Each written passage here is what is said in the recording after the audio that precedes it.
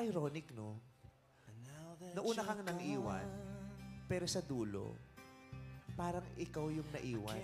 Kasi hindi ka pa tapos, yung iniwan mo tapos na.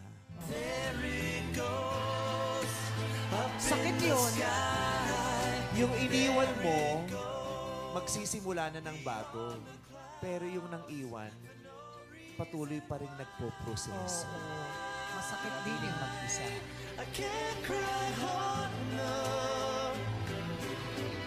Yun talaga yung nangyayari pag inuunahan mo ang panahon. Totoo. Kasi sa buhay, wala tayong pwedeng gawin kundi sabayan yung daloy ng panahon. Kahit unahan mo yung alon, wala kang magagawa. Pag dumating na yung totoong alon, kahit inakala mong nauna ka nung simula, wala kang magagawa kundi makasabay lang at Sasabayan mo pa. sumama sa anod ng alon na yun. Totoo.